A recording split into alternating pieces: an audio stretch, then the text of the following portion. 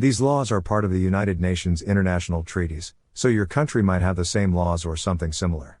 This video is for the United States. This is only for people with disabilities. If you do not have a disability or know someone that does, then the information in this video might not be useful to you. The law is called the Rehabilitation Act, and it was enacted in the 80s. Federal law, 29 U.S. Code Section 701 to 29 U.S. Code Section 723, and Federal Regulations, 34 CFR 361.5 to 34 CFR 361.57. It will pay for college, undergrad and grad school, buy you a car, pay all your medical expenses, including dentistry, provide security deposit for rent and housing, pay for your moving expenses to move to another state, provide you with cash until you get your first paycheck, and a lot more. We put links to all of the laws mentioned, with links to our YouTube channel and our website in the description below. All you have to do is expand the description and you will see all of the links.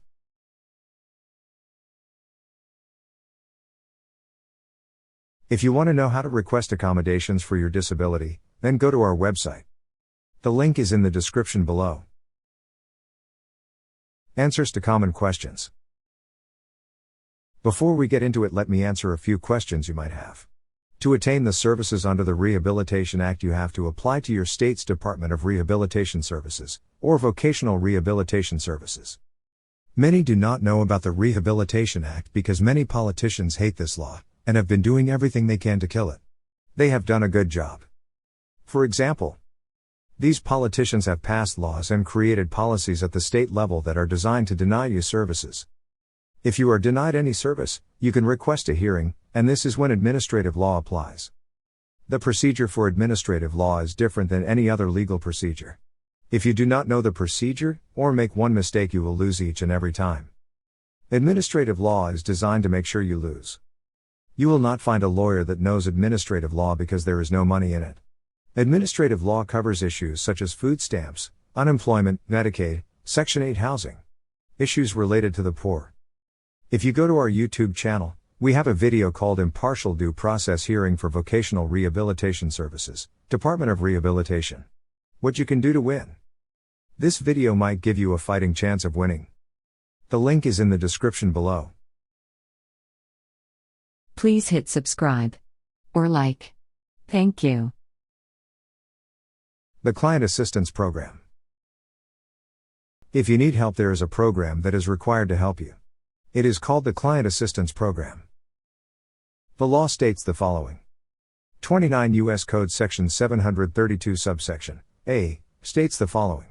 Upon request of such clients or client applicants, to assist and advocate for in their relationships with projects, programs, and services provided under this chapter, including assistance and advocacy in pursuing legal, administrative, or other appropriate remedies to ensure the protection of the rights of such individuals under this chapter. Here are some of the problems with this program. In some states, the Client Assistance Program works for the Department of Rehabilitation, and they are not going to go against their boss. In other states, the Client Assistance Program has a prejudice towards certain kinds of disabilities. In other states, the Client Assistance Program does not know the law and does not have a lawyer on staff. Thus, you are going to fight to attain the services the government is required to provide, then you will probably have to do it on your own. If you go to our YouTube channel, we have a video called Impartial Due Process Hearing for Vocational Rehabilitation Services, Department of Rehabilitation. What you can do to win. This video might give you a fighting chance of winning. The link is in the description below. How it all works. Here is how all the laws work together.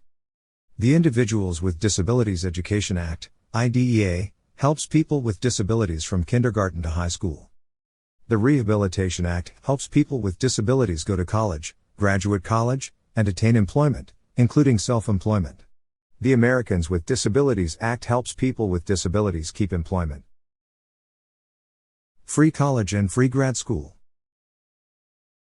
To attain free college and free grad school, you have to use both the Federal Law 29 U.S. Code Section 723 subsection A, 5, and subsection A, 18, and the Federal Regulations 34 CFR 361.48 subsection B, 6, which state the following. 29 U.S. Code Section 723. Vocational Rehabilitation Services. Subsection A. 5. Vocational and other training services, including the provision of personal and vocational adjustment services, books, tools, and other training materials, except that no training services provided at an institution of higher education shall be paid for with funds under this subchapter unless maximum efforts have been made by the designated state unit and the individual to secure grant assistance, in whole or in part, from other sources to pay for such training. 29 U.S. Code Section 723. Vocational Rehabilitation Services. Subsection A. 18. Encouraging qualified individuals who are eligible to receive services under this subchapter to pursue advanced training in a science, technology, engineering, or mathematics, including computer science, field, medicine, law, or business. 34 CFR Section 361.48. Scope of vocational rehabilitation services for individuals with disabilities. Subsection B. 6. Vocational and other training services, including personal and vocational adjustment training, advanced training in, but not limited to, a field of science, technology, engineering, mathematics, including computer science, medicine, law or business, books, tools, and other training materials, except that no training or training services in an institution of higher education, universities, colleges, community or junior colleges, vocational schools, technical institutes, or hospital schools of nursing or any other post-secondary education institution, may be paid for with funds under this part unless maximum efforts have been made by the state unit and the individual to secure grant assistance in whole or in part from other sources to pay for that training. Free money to start a business. Some politicians hate this part and have done everything they can to kill it, or make sure it does not work. The following are the laws that say they have to give you money to start a business. 29 U.S. Code Section 723. Vocational Rehabilitation Services. Subsection A. 12. Occupational licenses, tools, equipment, and initial stocks and supplies. 29 U.S. Code Section 723.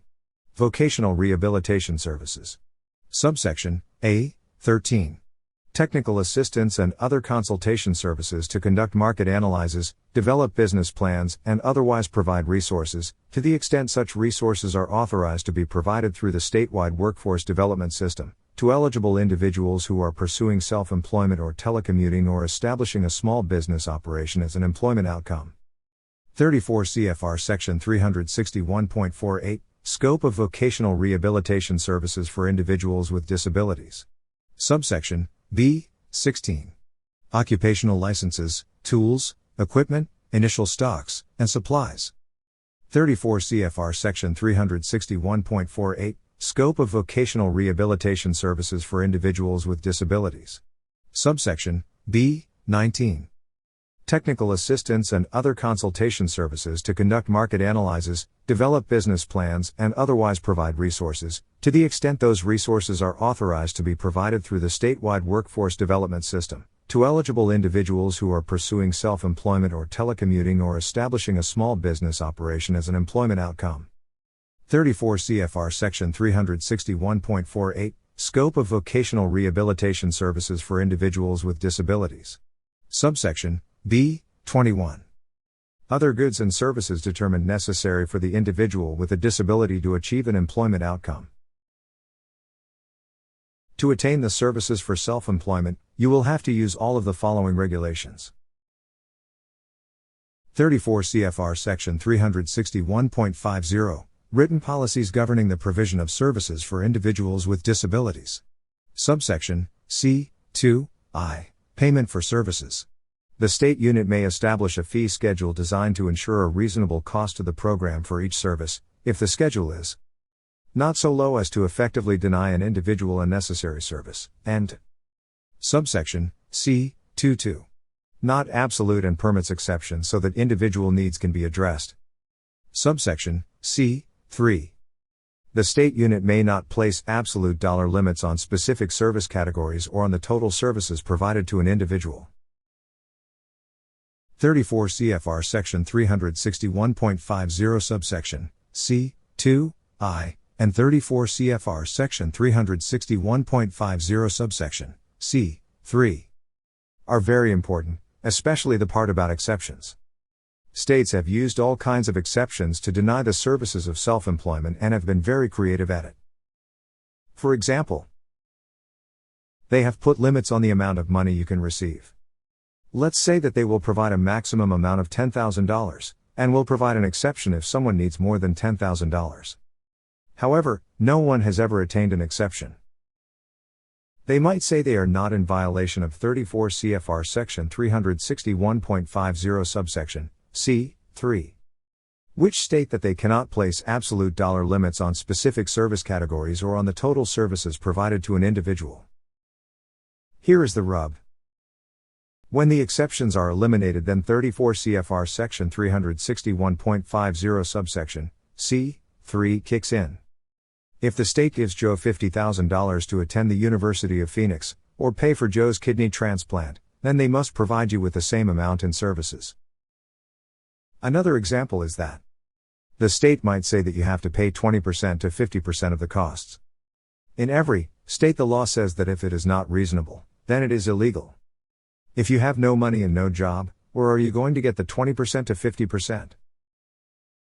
The following federal regulations prove that the state knows you have no money and no job. 34 CFR Section 361.42. Assessment for determining eligibility and priority for services. Subsection A. 4. I. The state unit is responsible for informing individuals, through its application process for vocational rehabilitation services, that individuals who receive services under the program must intend to achieve an employment outcome. 34 CFR Section 361.5, Applicable definitions. Subsection B. 15 Employment outcome means, with respect to an individual, entering, advancing in, or retaining full-time or, if appropriate, part-time competitive integrated employment, as defined in paragraph C. 9 of this section, including customized employment, self-employment, telecommuting, or business ownership, or supported employment as defined in paragraph C. 53 of this section, that is consistent with an individual's unique strengths, resources, priorities, concerns, abilities, capabilities, interests, and informed choice. If you are collecting Social Security, then you can use the following.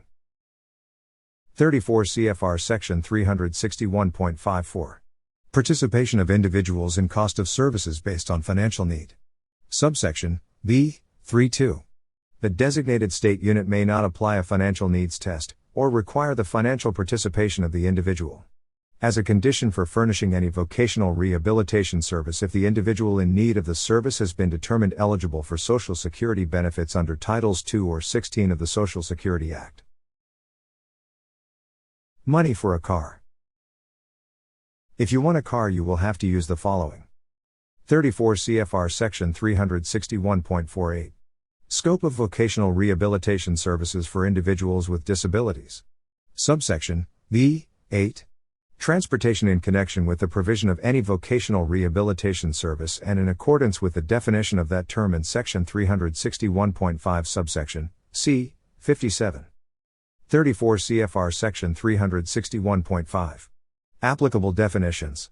Subsection C. 57. I. Examples. The following are examples of expenses that would meet the definition of transportation. The examples are purely illustrative, do not address all possible circumstances, and are not intended as substitutes for individual counselor judgment. Example 2. The purchase and repair of vehicles, including vans, but not the modification of these vehicles, as modification would be considered a rehabilitation technology service. Remember 34 CFR Section 361.48. Transportation states, connection with the provision of any vocational rehabilitation service. According to 34 CFR Section 361.48. Subsection B. 3. Seeing your vocational rehabilitation counseling is a vocational rehabilitation service. According to 34 CFR Section 361.48. Subsection B. 168. Buying tools, equipment, initial stocks, and supplies are a vocational rehabilitation service. According to 34 CFR Section 361.48. Subsection B. 21. Other goods and services determined necessary for the individual with a disability to achieve an employment outcome are a vocational rehabilitation service. Therefore, you should be able to get a car from the first day you meet with your counselor. Cash. 29 U.S. Code Section 722. Eligibility and individualized plan for employment. Subsection D. 3. To develop and implement flexible procurement policies and methods that facilitate the provision of services, and that afford eligible individuals meaningful choices among the methods used to procure services, under this subchapter. This means that if you need cash to pay for a vocational rehabilitation service, they have to provide you with cash. Conclusion. If you want to know about all the services you can attain, then you have to review 34 CFR Section 361.48 Scope of Vocational Rehabilitation Services for Individuals with Disabilities in conjunction with 34 CFR Section 361.5 Applicable Definitions. Remember, they do not want to give up any money, and will fight you to the end. They will use all kinds of roadblocks and delay tactics. However, most of the time, the counselors are just following the rules, and the rules are designed to make sure you get as little as possible. Good luck to all of us.